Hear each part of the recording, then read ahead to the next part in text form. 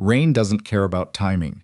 It doesn't wait until you've had your coffee or finished your shift or steeled yourself for whatever's coming next. It just falls, hard and indifferent, on everyone equally. Avery Colton learned that the morning she turned 34, standing behind the counter of her coffee shop in the dark before the first customer arrived, watching the downpour slam against the front windows of Second Cup like the sky had a personal grudge. She didn't mind. She'd learned to find a kind of peace in storms. You had to when you were raising a 6-year-old alone and running a small business and still waking up some nights with your heart pounding from dreams you refused to analyze too carefully. Her hands moved automatically. Grind, tamp, pull, steam the milk, set the cup on the counter with a quiet click. The shop wouldn't open for another 40 minutes, but the routine helped. It always had. Then her phone rang. She almost let it go to voicemail. It was 6:42 in the morning, and the only people who called before 7 were her mother, her daughter's school, and people she didn't want to talk to. But something made her look down at the screen. Unknown number.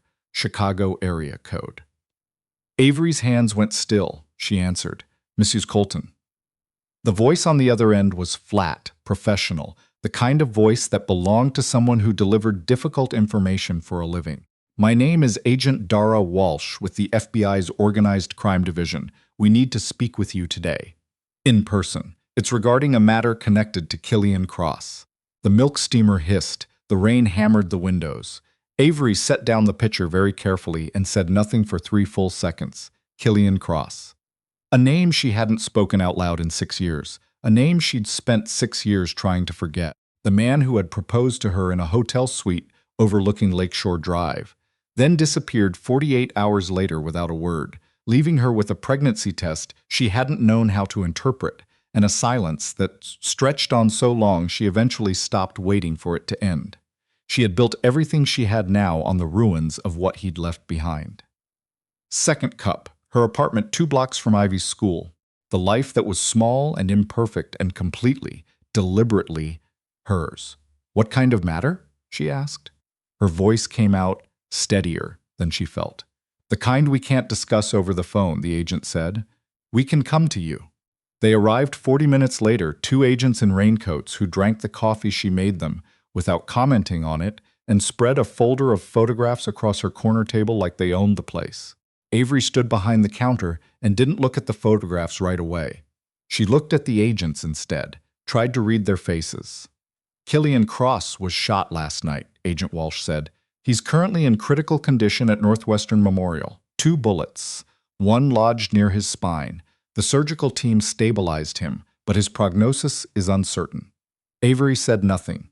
"We've been building a case against his organization for 4 years, the other agent said. His name was Ferrara. He had the kind of eyes that cataloged everything: trafficking routes, money laundering, 3 murders we can directly attribute to his inner circle. We believe Killian himself ordered at least 1. He paused. "We also believe he was trying to get out." "Get out," Avery repeated. "Walk away from all of it, which is why someone in his own organization put 2 bullets in his back." Walsh leaned forward. "Miss Colton, we know about your daughter." The shop was very quiet. Outside, the rain had softened to a drizzle. "What about her?" Avery said. Not a question, a warning. "We know Killian Cross is her father. We know he doesn't know she exists." Walsh met her eyes. "And we know that if the people who shot him find out, she becomes leverage." Avery's fingers tightened around the edge of the counter. "What do you want from me?" she said. "Right now? Nothing. We want you to be careful. Keep Ivy's routines varied. Don't discuss this with anyone." Walsh slid a card across the counter. "And if anything unusual happens, anything at all, you call me first." They left. The first customer arrived 2 minutes later, a regular who ordered his usual oat milk latte and didn't notice that Avery's hands weren't quite steady as she made it. She got through the rest of the morning on autopilot. That afternoon, she picked Ivy up from school herself instead of sending her neighbor. Ivy was 6 years old and had her father's dark eyes and her mother's stubborn mouth and absolutely no idea that either of those things was significant. She climbed into the car and immediately started telling Avery about a girl named Priya who had brought a gecko to show and tell and the monologue carried them all the way home without Avery having to say much of anything. She watched Ivy eat dinner, watched her do the little drawing she did every night before bath. Slow, careful crayon strokes, a dog or a horse or something in between.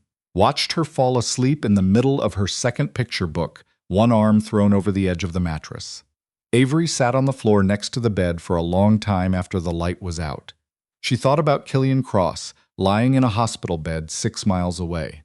She thought about the 2 agents and their photographs and the word leverage said so matter-of-factly across a coffee table. She thought about the last night she'd seen him, the hotel suite, the ring, the way he'd looked at her when he asked, like he was terrified and certain at the same time, like he'd made a decision that scared him, and he was going to make it anyway. Then 48 hours of silence. Then nothing. She'd told herself every story there was to tell. He got cold feet. He was never who she thought. He chose his world over her. She'd been naive. She'd missed every sign. She'd seen exactly what she wanted to see, and nothing else. None of the stories had ever been enough to stop hurting. So eventually, she'd stopped trying to explain it and just kept moving. She was still moving. She just hadn't expected the past to be this patient. The call came at 2 in the morning, not from the FBI, from the hospital. "Miss Colton?" The voice was a doctor, clipped and careful. "I apologize for the hour. We found your contact information in a personal effects. There's a situation with Mr. Cross that his condition has changed, and I need you to come in." I can't explain it over the phone. She should have said no. Every rational part of her brain listed the reasons she should have said no. She had a sleeping daughter. She had no obligation to this man. She had spent 6 years building a life specifically designed to not need him in it. She called her neighbor. She drove to Northwestern in the rain. The doctor met her in the hallway outside the ICU. He was young, tired, and slightly apologetic in a way that suggested he was used to delivering news people didn't want. "He's conscious," the doctor said. "He asked for you by name. We're not sure how he knew your number was in his phone. He says he's kept it for 6 years. He paused. I want to prepare you. He looks different from how you may remember him." He did. Killian Cross was lying in the hospital bed with monitors attached to his chest and an IV in his left arm and a bandage around his right shoulder, and he looked like a man who had spent 6 years carrying something very heavy and had finally put it down in the worst possible way. The sharpness she remembered, that coiled, ready quality he'd always had, was gone, or maybe not gone. Just exhausted. He opened his eyes when she walked in. "Avery," he said. She had imagined this moment. In the early years, she'd imagined it constantly, scripted and rescripted it, said devastating things in her head that she never got to actually say. Later, she'd stopped imagining it because it wasn't going to happen. She stood at the foot of his bed with her arms crossed and said, "You have 60 seconds to tell me why I'm here." Something moved across his face. Pain or something adjacent to it. "I know I don't have the right to ask you for anything," he said. His voice was rougher than she remembered. "I know that. I'm not asking because I think I've earned it. I'm asking because I don't have anyone else." 60 seconds, she said again. He exhaled. "The people who shot me, they're going to look for leverage. They've been watching me dismantle things, shutting down operations they didn't want shut down, and they needed a reason to stop me, and they thought." He stopped, pressed his lips together. "They don't know about you, but they're looking, and if they find out that I ever cared about someone, they'll use her." Avery went very still. "Her," she said. His eyes found hers. "I don't know for certain," he said, "but I did the math. I know what I left behind when I—" He stopped again. "Is she okay?" The heart monitor beeped steadily. The IV dripped. Somewhere down the hall, a cart rolled past, squeaking on the linoleum. "You don't get to ask that," Avery said quietly. "You don't get to ask that yet." "Okay," he said. "Just that. Okay." She sat down in the chair next to his bed, not because she'd forgiven him, not because she trusted him, because the FBI had used the word leverage, and she needed to understand exactly what she was dealing with. "Start talking," she said. From the beginning. He talked for an hour. She interrupted him 6 times with questions, and he answered all of them without deflecting, which surprised her. He told her about his father's organization, the one he'd been embedded in since he was 19 years old, and too young to understand what he was agreeing to. He told her about the years of trying to find an exit that didn't get him killed. He told her about the night he'd proposed to her, how he'd actually believed for about 12 hours that he could have both, could choose her and figure the rest out later. Then his father had found out, had laid it out very simply. Walk away from the woman, or she dies. Not a threat, a promise. His father didn't make threats, so Killian had walked away. He'd told himself it was to protect her. He still believed that. But he also knew, now, that he'd been a coward in ways he hadn't admitted to himself until much later, that he could have found another way, that he'd chosen the path that hurt her instead of the path that scared him. "I'm not telling you this so you'll forgive me," he said. "I'm telling you because you deserve to know the actual truth, not whatever story you've been living with." Avery looked at her hands. They were folded in her lap, and they were steady. She'd gotten very good at steady over the years. "Her name is Ivy," she said finally. The silence that followed was the longest of her life. When she looked up, Killian Cross, who she had watched talk his way through any room he'd ever entered, who she had seen remain composed in situations that made other people lose their minds, was staring at the ceiling with his eyes wet and his jaw locked like he was holding himself together by sheer will. "Ivy," he repeated. "She's 6. She likes geckos and horses and drawing things that might be either. She is healthy and happy, and she doesn't know anything about any of this." Avery's voice stayed level. "And that's not changing tonight." "No," he agreed. "It's not." She went home before dawn. She sat in her car outside her building for a while, not ready to go up, not able to explain why. The street was quiet. A cab went past. Somewhere up in the building, a light was on in a third-floor window. She thought about what she'd told herself for 6 years, that she was fine, that she didn't need anything she didn't already have, that the story was finished. She was starting to think the story had never actually ended. It had just been waiting in a hospital room for her to come back and read the rest of it. She went upstairs. She looked in on Ivy, who was exactly where she'd left her, arms still off the edge of the mattress, deep in the total oblivious sleep of small children. Avery went to bed. She didn't dream. She didn't tell Ivy anything the next morning. She made pancakes, the kind with chocolate chips Ivy had been lobbying for since Tuesday, and she watched her daughter eat them with the focused satisfaction only a 6-year-old could bring to breakfast, and she did not think about the hospital. She thought about it the moment Ivy was at school. She thought about it all day behind the counter. Between orders, between the rhythm of grind and tamp and steam, she turned the previous night over and over in her head like a stone in her hands, looking for the edge that would cut her. It wasn't Killian's story that kept snagging her. It wasn't even the admission she'd spent 6 years wanting to hear. It was the FBI agent's word, leverage. She called Walsh from the back office at noon. "I saw him," she said. A pause. "We know," Walsh said. "Mrs. Colton, I need you to understand something.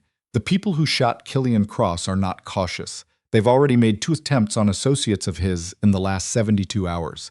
If they trace any connection back to you—" "What's the plan?" Avery said. "I'm not interested in being managed. What's the actual plan?"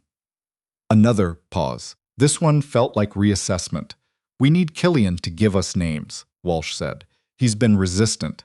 If he trusts you, he doesn't owe me anything for his testimony," Avery said. "Don't do that." "I'm not. I'm saying that you might be able to reach him in a way we can't." Walsh's voice was careful, precise. "Whatever you decide is your choice, Miss Colton. We're not asking you to do anything that puts you at risk."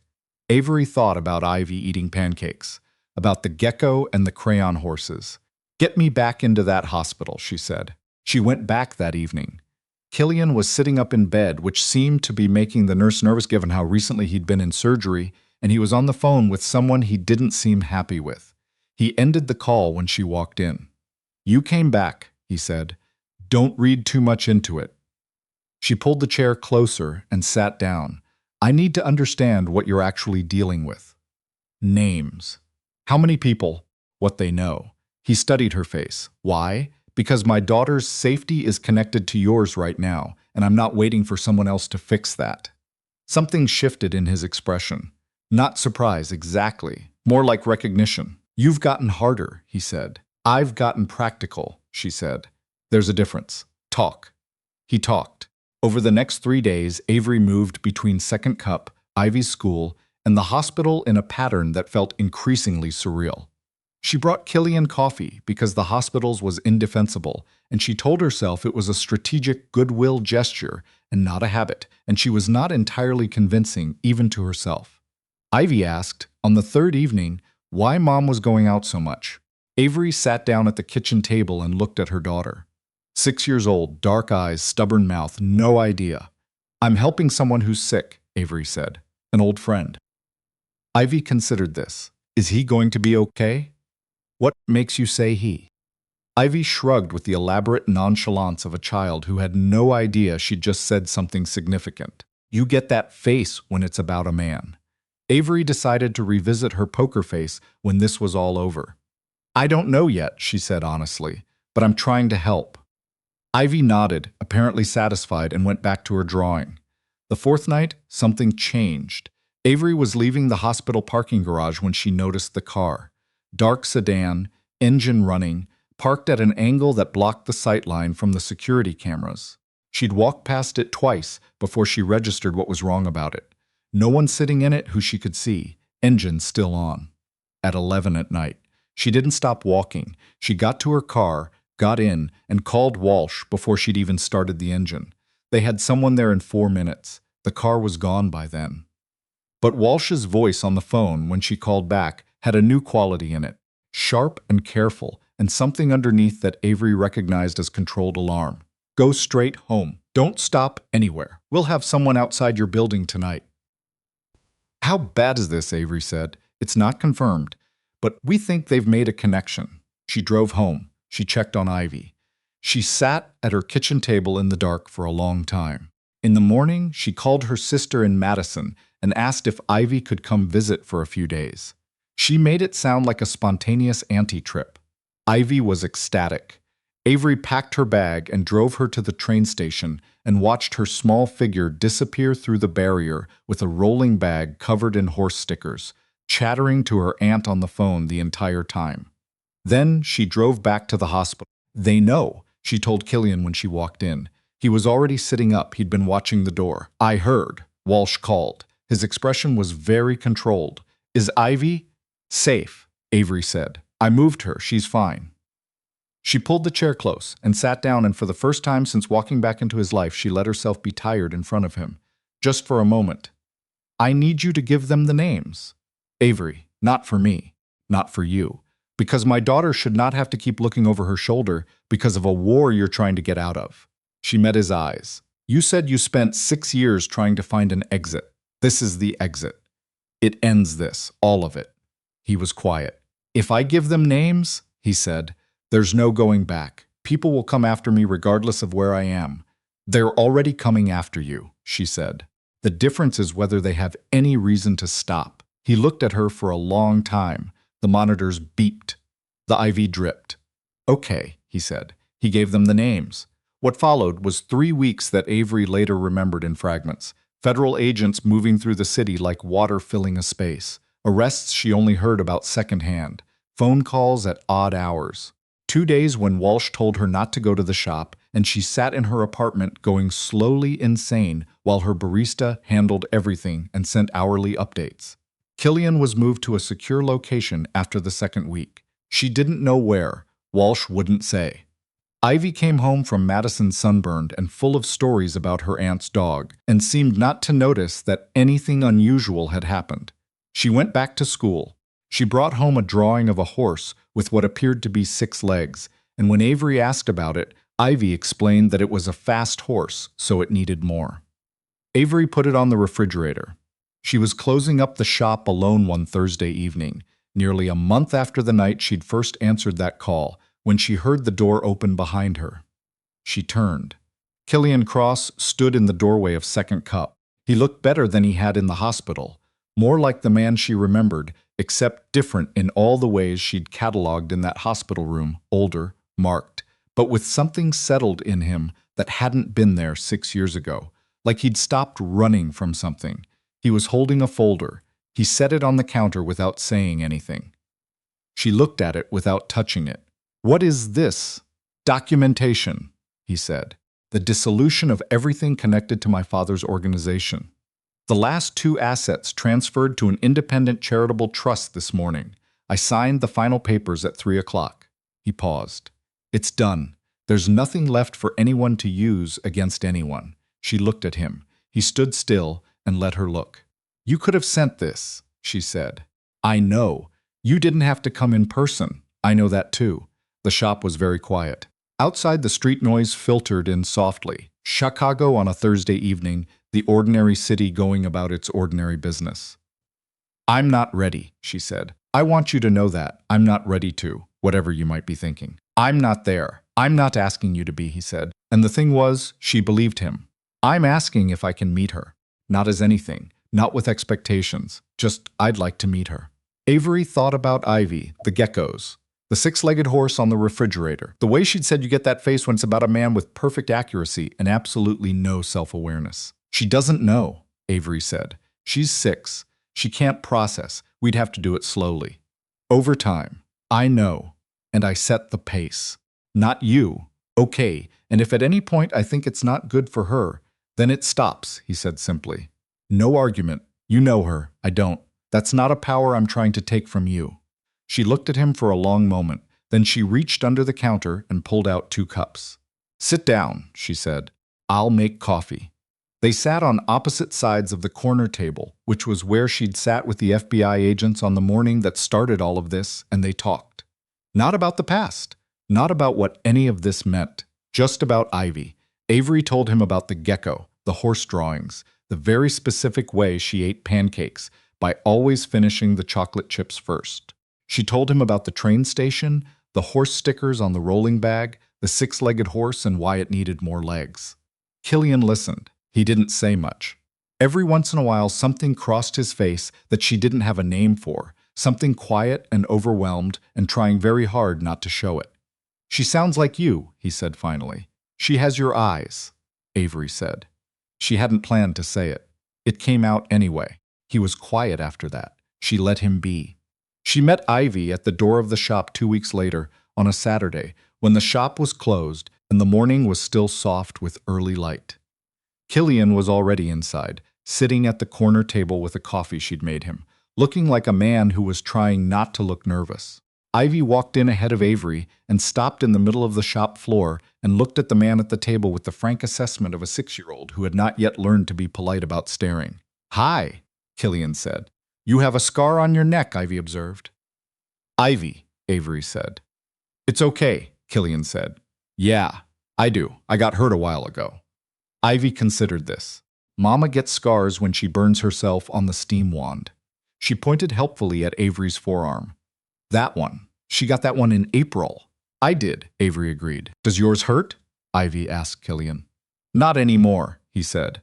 Ivy nodded, apparently satisfied with this answer, and climbed onto the stool at the counter without being invited. Can I have a hot chocolate?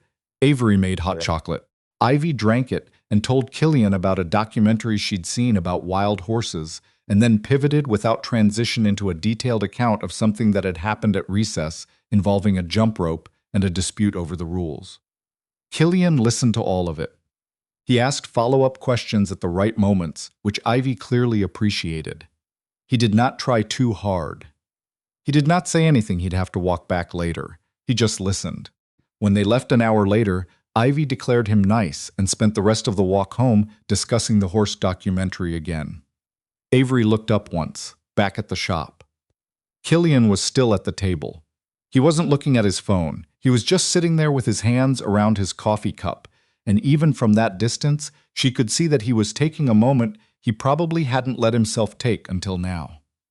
She understood that. She didn't say anything about it. She just walked home with her daughter and let him have it. It wasn't a love story, not yet. Or maybe it was always a love story, just a very slow one, the kind that had to be rebuilt one honest conversation at a time. Killian came to the shop on Saturdays. Avery let him. Ivy started telling him things without being asked, which was her highest form of approval. She told him about a book she was reading. She told him about Priya's gecko. She told him on the 4th Saturday that he should try the oat milk latte because it was her mom's best drink. He tried it. He agreed that it was very good. I know, Ivy said, with the authority of someone who had been saying this for years. Avery watched them from behind the counter and felt something complicated and unnamed. Not forgiveness, not exactly, not yet, but something in the direction of it. Something she had not expected to feel again, something she had deliberately sealed off years ago and quietly given up on. She thought about what she'd built from the ruins of what he'd left. The shop, the life, the daughter who ate the chocolate chips first. She'd built all of it herself, and she was proud of it, and she was not willing to compromise one piece of it. She also thought that maybe the things she'd built didn't have to stay exactly as they were in order to still be hers. 6 months later, Killian took Ivy to see actual horses at a stable outside the city. Avery came too, not because she'd been asked, but because she wanted to, which felt like its own kind of answer. Ivy lost her mind entirely. She stood at the fence and talked to a brown mare named Rosie for 20 minutes while the stable hand watched with the expression of someone witnessing an unprecedented event. Killian stood next to Avery at the fence. Their arms weren't quite touching. "She loves them," he said. "She's always loved them," Avery said. "Long before she ever knew one existed outside of a book." He nodded. He was quiet for a moment. Then, carefully, "I know I don't get to make up for what I took from you. I know that's not how it works." "No," she agreed. "It's not, but I'd like to try to build something. Whatever you'll let me." He didn't look at her when he said it. He kept watching Ivy at the fence. "Not because I think you owe me a chance, because I know you don't, but because—" He stopped, started again. "Because she makes me want to be the person I should have been a long time ago. And so do you." Avery thought about the distance between who someone had been and who they were choosing to become. She thought about the 6 years she'd spent being certain that story was over. She thought about a hotel suite overlooking the lake and a ring, and 12 hours of hope before everything fell apart. She thought about the 6-legged horse on her refrigerator, about the Saturday mornings, about the oat milk latte and Ivy's utterly sincere conviction that it was the best thing her mother made. "I'm not promising anything," she said. "I'm not asking you to. I'm saying we're in the early pages," she said. "I don't know how it ends." "Neither do I," he said, "but I'd like to find out."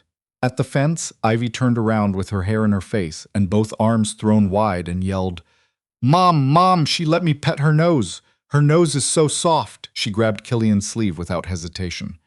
"Come feel her nose. You have to feel it." He went.